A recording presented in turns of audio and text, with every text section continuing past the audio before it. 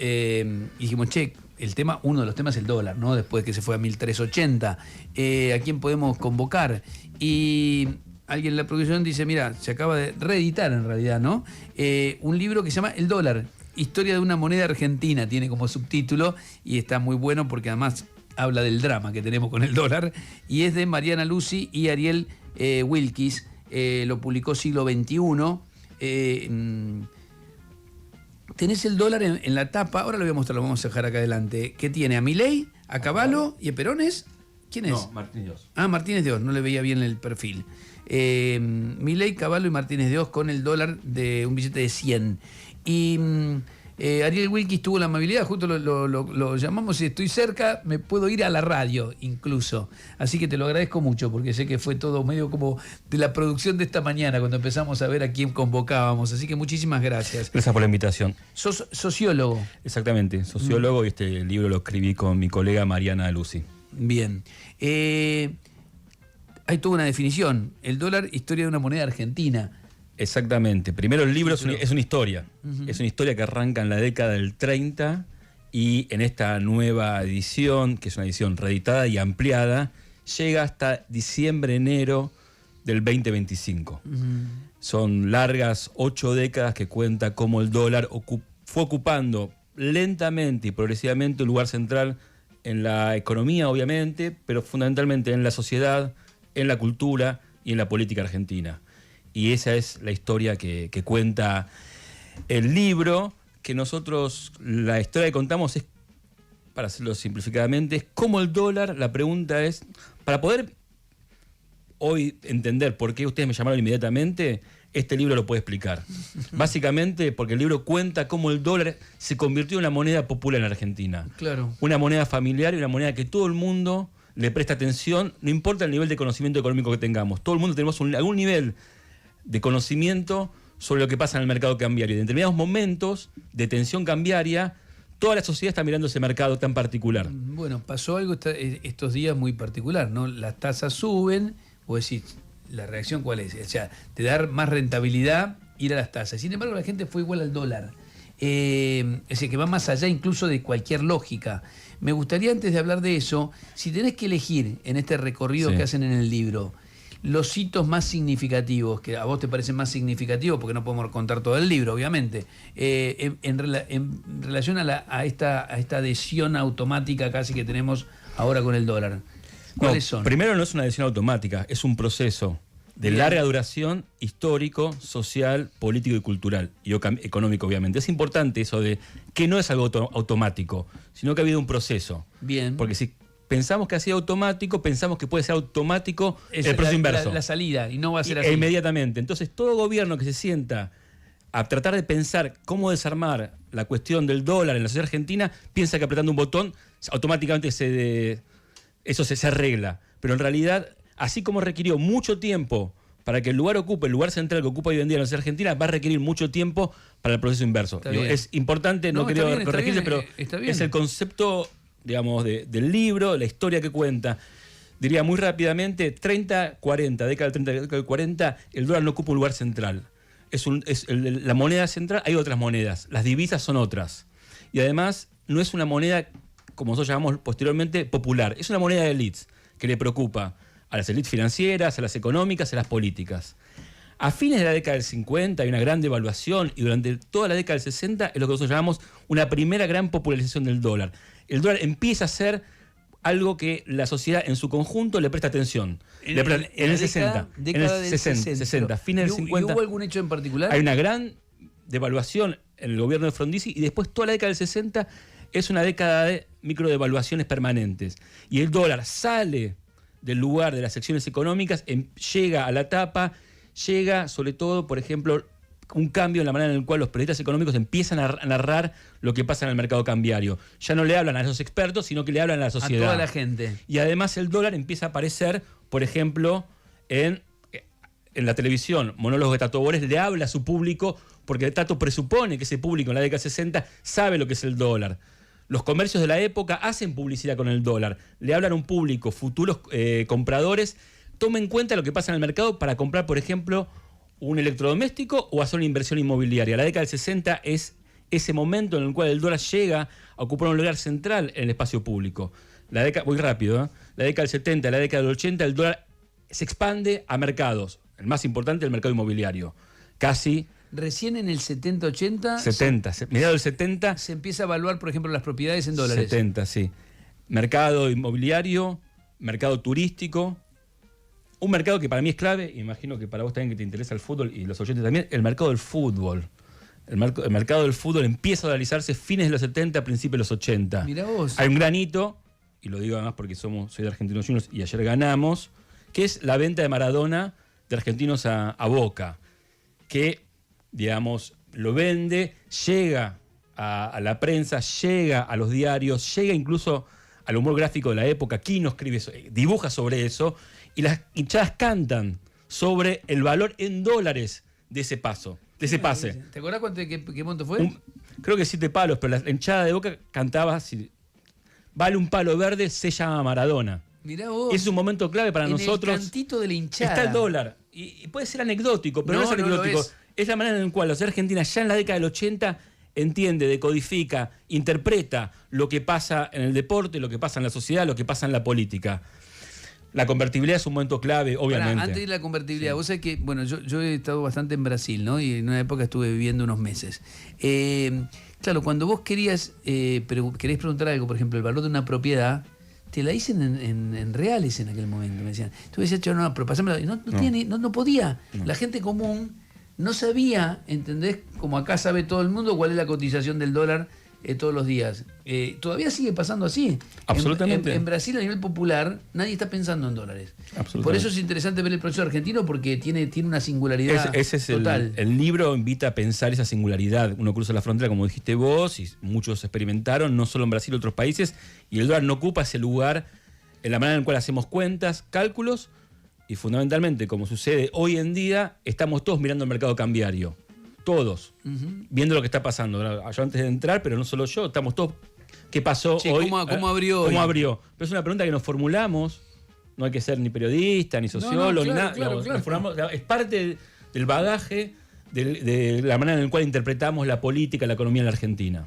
Digo, porque sobre todo me interesa en esta presentación de este libro, hay un hito que me parece que es clave, aparte de la convertibilidad y la salida del corralito, que es, uno no puede entender los 40 años de democracia en Argentina sin entender el lugar central que ocupó y ocupa el mercado cambiario en los procesos electorales, como estamos viendo ahora. La historia de la democracia reciente en parte se narra de lo que la sociedad argentina hace con el mercado cambiario. Todas las elecciones presidenciales vemos el mercado cambiario ocupar un lugar central. En cada elección parcial, como la que tenemos ahora, ocupa un lugar central. Y eso es también algo singular de la relación de la sociedad argentina con la política y con el mercado cambiario. O sea que también, pues, me vuelvo a acordar esta relación con la política, cuando se empieza a desbarrancar el gobierno de Alfonsín, que termina en una crisis muy violenta, con saqueos. Yo trabajaba en Rosario en el móvil, y una de las informaciones que te pedían en la redacción, tu primera entrada, que sea el precio del dólar, porque cambiaba todo el tiempo. Estaban los arbolitos recién apareciendo como figura, ahora sí se institucionalizaron. Vos vas esta tarde por la calle Florida y tenés, no sé, 4 por cuadra queriendo vender dólares. Aparte es un canto, vas caminando y es como un canto El 89, en esta historia que vimos con Mariana, ocupa un lugar central en gran parte por lo que vos mencionás, pero si uno lee en detalle lo que pasó ese año, entre otras cosas, encuentra que el dólar está apareciendo en todas las transacciones económicas. El austral, la moneda de la época, se pulverizó. La hiper. Pagar plomeros, pagar al psicólogo, son todas cosas que nosotros reconstruimos. Y, por ejemplo, si uno veía en la época las notas de vida cotidiana de Clarín de la época, narraban cómo las personas iban al psicólogo y los psicólogos entrevistados decían, las personas me hablan del dólar, del mercado cambiario. Y además, a la manera, no sé cuán real era, pero aparece en la nota, aparece como un problema de disfunción sexual. La preocupación por el dólar. Digamos, puede ser algo cómico, ¿no? Pero la manera en la cual se narraba el lugar del dólar en ese momento crítico era a partir de ese lugar. Porque está asociado a la crisis económica. A la crisis económica y en nuestra historia era mostrar cómo el dólar en ese momento crítico, como es el 89, llegaba a todos lados, incluso al punto de que un periodista de Clarín iba y le preguntaba a un sexólogo qué está pasando con los argentinos y el dólar y su actividad sexual. Estamos hablando con Ariel Wilkins, junto a Mariana Lucy, publicó un libro, El dólar, historia de una moneda argentina, que ahora salió una edición actualizada hasta el 2025. Estamos haciendo un recorrido rápido. Sí, ¿me pediste eso? Convertibilidad. Sí, por eso está bueno. No, en radio es casi imposible, si no hay que ir al libro, por eso después esto es una invitación al libro. Llegamos a convertibilidad. ¿Qué pasa ahí? La convertibilidad para nosotros es clave en la historia que narramos por dos motivos. Uno, paradójicamente el dólar sale de la preocupación de la sociedad, porque la tasa cambiaria está fija. La sociedad no está mirando todo el tiempo que pasa con el mercado cambiario, como por ejemplo hoy. Claro, es 1-1. Es 1-1. Ahora, al mismo tiempo, el dólar se populariza más en las prácticas financieras ordinarias y fundamentalmente las institucionalizadas, las bancarias. Empieza a haber créditos en dólares, préstamos en dólares, hipotecas en dólares, compras de bienes en negocios como Frávega de la época en dólares. Entonces, ese doble juego, por un lado, sale del espacio público, no estamos mirando el mercado cambiario, pero al mismo tiempo es parte de una manera masiva en nuestra vida cotidiana y fundamentalmente, a diferencia de periodos anteriores, mediado por las instituciones, por los bancos. Llegamos para ir saltando, ¿no? Sí. Al fin de la convertibilidad primero y después a la crisis del 2001, ¿no? Voy a rescatar una parte solamente de ese momento porque tiene mucho que ver, yo creo, con el presente. La crisis del 2001 le lega al proceso político posterior algo que es clave, que es la idea de que poseer dólares en la Argentina es un derecho. El Estado que le prometió a los ahorristas... Claro, ¿te acordás? Lo que pusieron dólares, ¿no? Y que no pasó. Los ahorristas se movilizan a reclamarle a ese Estado frente a esa promesa incumplida y le reclaman, yo tengo un derecho que vos me reconociste, que es a tener dólares. Claro. Esa idea de derecho y dólares es clave y es nueva y va a quedar presente en el proceso político posterior y va a aparecer, por ejemplo, con el cepo en el 2011. Parte de la sociedad argentina que se va a movilizar por muchos motivos en contra del gobierno de Cristina Kirchner. El crisis del campo, todo eso. Ya venía... Después las movilizaciones posteriores va a haber muchos motivos, pero uno en particular va a ser una parte de la sociedad que le va a decir a ese vos gobierno... no me está dando el derecho de comprar exactamente, dólares. yo tengo un derecho. Y vos me lo estás cortando. Y eso es algo sumamente importante. No, hay pocas sociedades en las cuales se concibe que la participación, no en cualquier mercado, en el mercado cambiario es un derecho. Y es un derecho que incluso implica una demanda a un gobierno y por otro lado, el gobierno, la oferta política de Cambiemos del 2015 tuvo en su oferta algo que es crucial, que le decía a esa parte de la sociedad, yo les voy a devolver ese derecho. Al punto que, a la semana de asumir Macri, levanta el cepo y probablemente hoy es reconocido por los propios economistas gravísimo de Cambiemos, fue un error técnico gravísimo. ¿Pero por qué? Porque había una decisión política y esa decisión política tenía que ver con el lugar que ocupa el mercado cambiario vinculado a una lógica de derechos para una parte de la sociedad que era su electorado. Totalmente. Después estamos en Macri, levantamiento del cepo, después el bolonqui que se le arma fenomenal, que le cuesta al gobierno, por cierto. Exactamente. Una gran devaluación vuelve, si nosotros pensamos 2015, 2019, 2023, son 3 elecciones en las cuales el mercado cambiario es el gran árbitro participa del proceso electoral. Y ese gran árbitro para los políticos profesionales, pero también para gran parte de la ciudadanía, que está todo el tiempo mirando qué pasa con ese mercado para apoyar o dejar de apoyar a determinado, al oficialismo o a la oferta política de la oposición.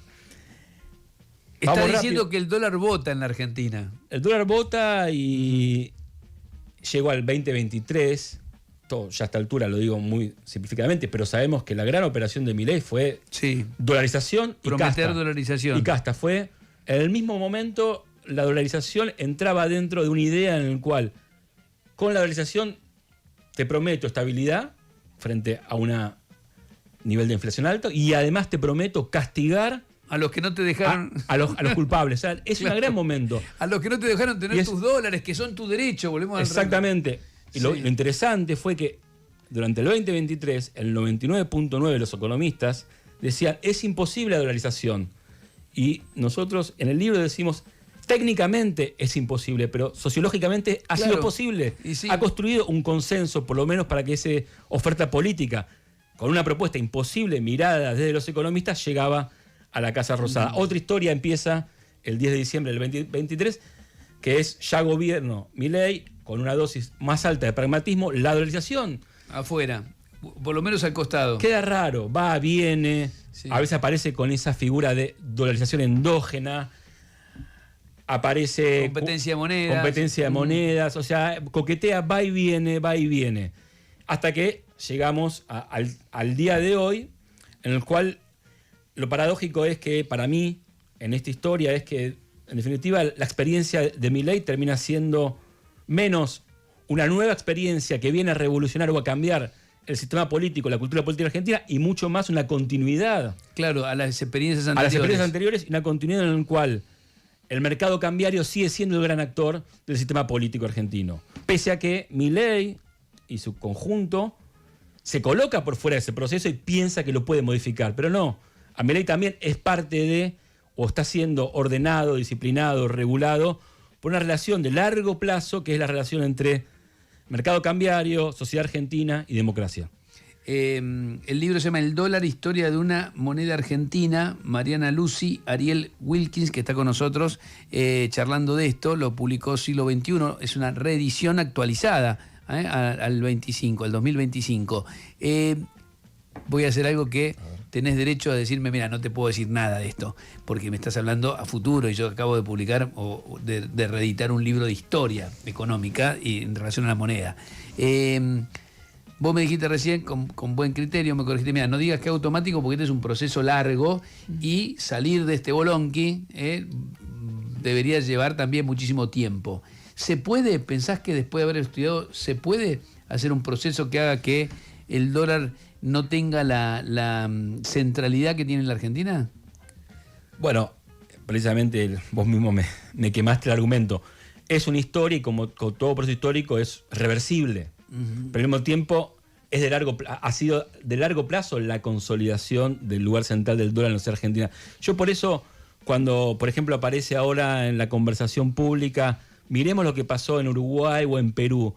Ok, depende de qué estemos comparando. Si miramos la dolarización comparada, por ejemplo, a partir de indicadores financieros, podemos comparar. Ahora, si la miramos desde otro lugar, por ejemplo, como plantea este libro, mirando un proceso de largo plazo, cómo se ramifica en la sociedad, en la política, en la cultura, en las maneras en las cuales hacemos economía diariamente, son procesos diferentes. Y ese sí es algo singular en el caso argentino, que es cómo en el largo plazo no dejó más que de fracasar para estabilizar una moneda nacional propia y producirse un proceso de aprendizaje de que, en definitiva, el dólar y el vínculo con el dólar resuelve cosas.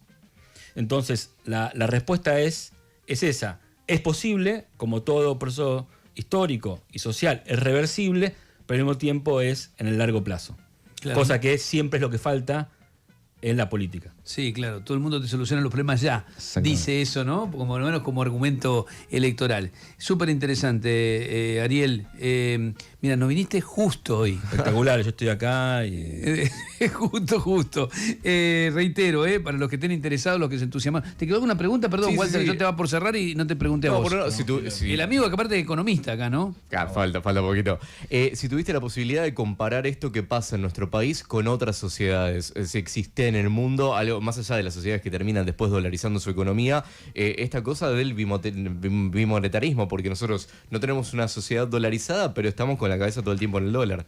Sí, hay otras sociedades que tienen que ver con diferentes casos. Para ir a los más cercanos, diría dos procesos que me interesan y que trabajé en otro libro como comparativos. Uno Zimbabue, otro Vietnam.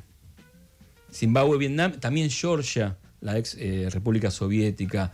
El dólar aparece ocupando un lugar central y aparecen las políticas del Estado tratando de desplazar a la moneda norteamericana de ese lugar central. Y en ambos casos, si uno mira el caso vietnamita, pero también el caso de Zimbabue, uno tiene que mirar el largo plazo, una historia de largo plazo. O sea, en ese punto no somos la excepción, pero sí me parece que la singularidad tiene que ver con la historia de aún más largo plazo, si vamos más en el tiempo, y segundo, esto de el mercado cambiario ocupando un lugar clave, un lugar central, casi de árbitro en los procesos políticos. En relación a la dolarización de, como no sé, la de Ecuador, no sé si lo seguiste o no lo seguiste ese tema, porque están los que la defienden, dicen, es más, a los políticos les cuesta salir de ahí, es como la convertibilidad, les cuesta salir de ahí porque muchos lo valoran. Y después están los que dicen, mire, con dólar, la moneda, usar el dólar como moneda de curso legal nada más, lo que hace es que no tengas casi herramientas económicas para incidir en la economía, genera una permeabilidad al narcotráfico muy grande. ¿Qué mirada tenés? La misma que para el caso argentino. Una cosa es la mirada económica y otra cosa es la mirada sociológica. En términos económicos aparecen todos esos problemas de lo que implica la dolarización de una economía. Pero en términos sociológicos, yo estuve precisamente en Ecuador hace 10 días y sigue prendiendo en la cultura económica, en la cultura política ecuatoriana. Incluso 10 años de correísmo no pudo transformar eso, no que lo era... pudo cambiar, sí. Entonces, cada vez que hay un intento, la propia sociedad dice, no, sigamos este camino, porque es precisamente ese punto. Cuando una sociedad aprende a usar una moneda, el proceso de desaprender ese uso es sumamente largo y sumamente riesgoso. Las sociedades tienden a ser conservadoras, ese es un principio sociológico, tienden a ser conservadoras de todo punto de vista. Entonces, cuando aprenden a hacer una moneda, en este caso la moneda norteamericana, en el caso ecuatoriano, dejarla de lado es un salto al vacío que las sociedades evitan. Ariel Wilkis, charlando con nosotros sobre su libro El dólar, junto a Mariana Lucy, Historia de una moneda argentina, publicado por Siglo XXI. Muchísimas gracias. Gracias por invitarme.